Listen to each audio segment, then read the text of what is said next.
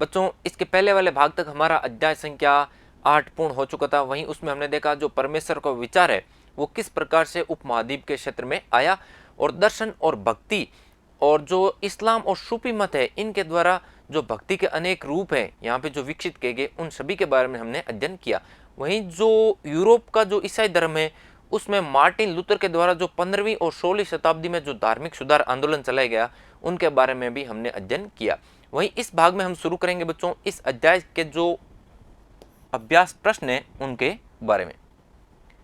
पहला प्रश्न देखें बच्चों, आप एक बैठक में भाग ले रहे हैं जहां एक संत जाति व्यवस्था पर क्या कर रहे हैं, चर्चा कर रहे हैं, और इस बातचीत का वर्णन करना है। एक बैठक में भाग लेना है, हमें ऐसे कल्पना करनी है, और उसमें जो संत लोग बैठे हैं वो जाति व्यवस्था या फिर जो जाति है इसके ऊपर क्या कर रहे हैं, चर्चा कर रहे हैं। इस चर्चा में किन किन बिंदुओं को शामिल किया गया है उनके बारे में हमें बताना है।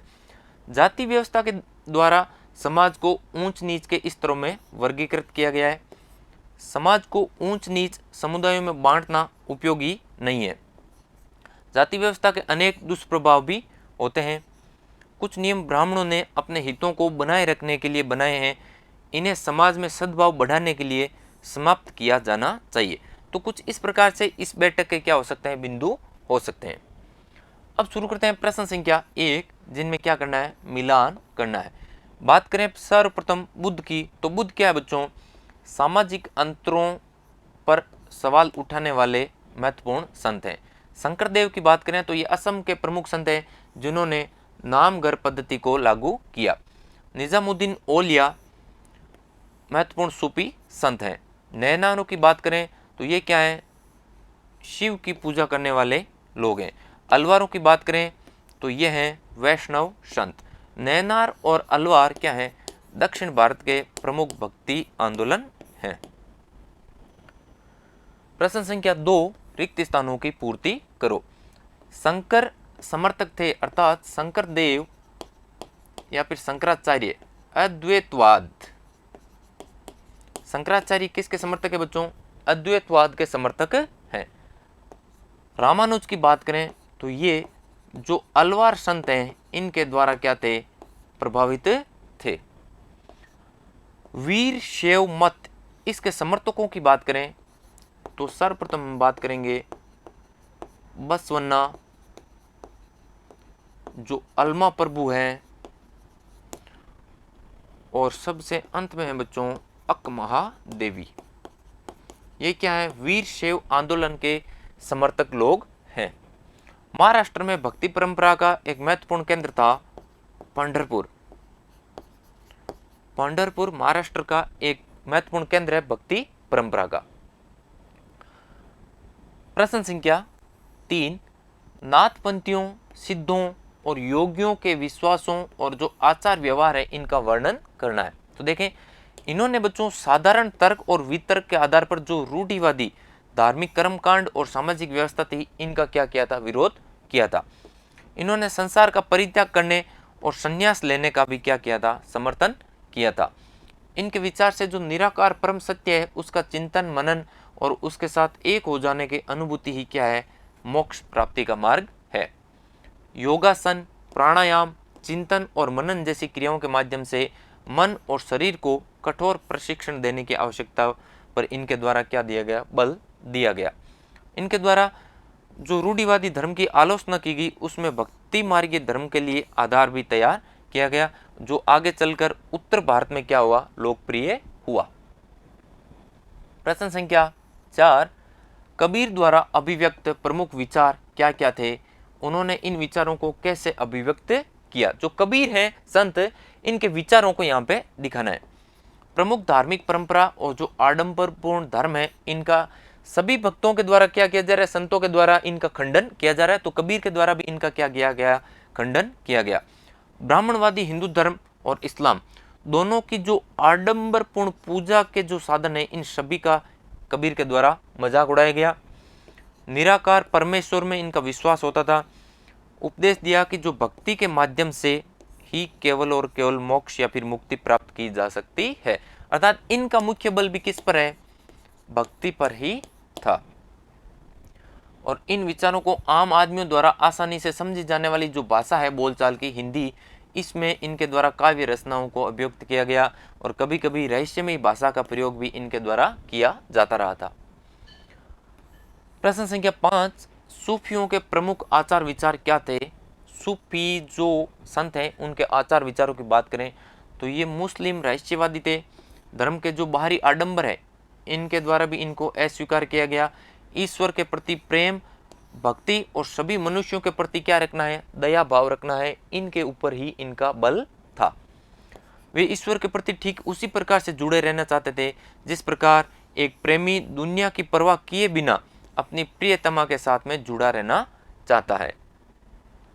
उन्होंने किसी औलिया या पीर की देखरेख में जिक्र यानी नाम का जाप करना, चिंतन, समाह गाना, रक्ष नृत्य, नीति चर्चा, सांस पर नियंत्रण आदि के जरिए विस्तृत रीतियों का विकास किया। और जो आध्यात्मिक सूफी हैं उस्तादों की इनकी पीढ़ियों और सिलसिलों का प्रादुर्भाव इसी क्रम में हुआ था। सूफी संत अपने खानकाहों में विशेष बैठकों का आयोजन करते थे और सभी भक्तगण यहाँ पे आते थे और आध्यात्मिक और सांसारिक विषयों पर इनके द्वारा चर्चा की जाती थी। सूफी संत की दरगाह एक तीर्थ स्थल बन जाता था जहाँ विभिन्न धर्मों के हजारों की संख्या में लोग उपस्थित होते थे। प्रश्न संख्या 6, आपके विचार में बहुत से गुरुओं ने उस समय प्रचलित जो धार्मिक विश्वासों और प्रथाओं को अस्वीकार क्यों किया? अर्थात जो इस अध्याय में हमने देखा कि जो पहले से चली आ रही पारंपरिक धार्मिक विश्वास और प्रथाएं हैं इनके द्वारा इन सभी प्रथाओं को क्या किया जा रहा है? अस्वीकार किया जा रहा है। तो अस्वीकार क्यों किया जा रहा है? देखें, विश्वास और प्रथाएं रूढ़ियों से ग्रस्त हो चुकी थी बच्चों। इनसे जातिगत विभाजन भी जटिल होता जा रहा था। अवतारवाद, विभिन्न धार्मिक कर्म कांडों से साधारण जनता भ्रम का शिकार हो चुकी थी और जनता को इन रूढ़ियों से ऊपर उठकर नैतिक धर्म पर बल देते थे ताकि जनता में क्या रहे? सौहार्द बढ़े। बाबा गुरु नानक की शिक्षाएं क्या थी? गुरु नानक की शिक्षाओं की बात करें तो इन्होंने भी एक ईश्वर की उपासना के महत्व पर जोर दिया। जाति, धर्म और लिंग भेद ये क्या है? मोक्ष प्राप्ति के मार्ग में किसी भी प्रकार की बाधा नहीं है। उनके लिए मुक्ति, सक्रिय जीवन व्यतीत करने के लिए सामाजिक प्रतिबद्धता की निरंतर कोशिशों में निहित थी। अपनी शिक्षाओं में 3 शब्द इनके द्वारा दिए गए थे बच्चों, जिनका पहले का नाम था नाम, दूसरा दान और तीसरा था स्नान। आज इनके उपदेशों को नाम जपना, कीर्त करना और वन छकना के रूप में भी याद किया जाता है। धार्मिक कर्मकांडों और रीति रिवाजों तथा जाति पांति का इनके द्वारा भी क्या किया जा रहा है? विरोध किया जा रहा है। तो इस प्रकार से हमने देखा कि जो गुरु नानक है इनकी जो मुख्य शिक्षाएं हैं इनका सार इस प्रकार से है। प्रश्न संख्या 8, जाति के प्रति वीर शैवों या फिर जो महाराष्ट्र के संत हैं इनका दृष्टिकोण क्या था जाति के प्रति? जाति के प्रति वीर शैवों के विचारों की बात करें तो वीर शैवों ने सभी प्राणियों की समानता के पक्ष में और जाति तथा नारी के प्रति व्यवहार के बारे में क्या दिया? ब्राह्मणवादी जो विचारधारा है इनके विरुद्ध में प्रबल तर्क प्रस्तुत वीर शैवों के द्वारा किए गए। जाति के प्रति महाराष्ट्र संतों की बात करें तो महाराष्ट्र के संत कवियों ने जन्म से आधारित जो सामाजिक व्यवस्था है अर्थात अंतर की, इसका क्या किया? विरोध किया और इस बात पर बल दिया कि असली भक्ति नीची जाति के लोगों, दीन दुखियों और पीड़ितों के दुखों को बांटना ही क्या है? असली भक्ति है। अर्थात ये क्या है बच्चों? मानव सेवा के ऊपर क्या दे रहे हैं? बल दे रहे हैं।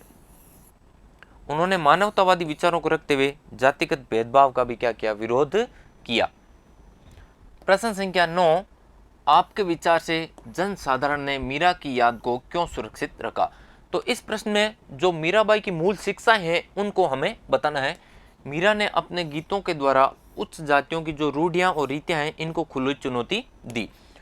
उन्होंने राजपूत राज परिवार से संबंधित होते हुए भी अस्पृश्य जाति से संबंधित रविदास या फिर इनका दूसरा नाम है बच्चों रैदास के नाम से भी इन्हें जाना जाता है। रैदास को अपना क्या बनाया? गुरु बनाया, जो निम्न जाति के समझे जाते थे। उन्होंने भगवान कृष्ण की उपासना में अपने आप को समर्पित करते हुए भक्ति के प्रेम मार्ग को जनता के समक्ष रखा, इसलिए मीराबाई को आज भी याद किया जाता है। इसी के साथ ये भाग और ये अध्याय यहीं समाप्त होता है। इसके अगले भाग में हम शुरू करेंगे बच्चों अध्याय संख्या 9। तब तक के लिए धन्यवाद।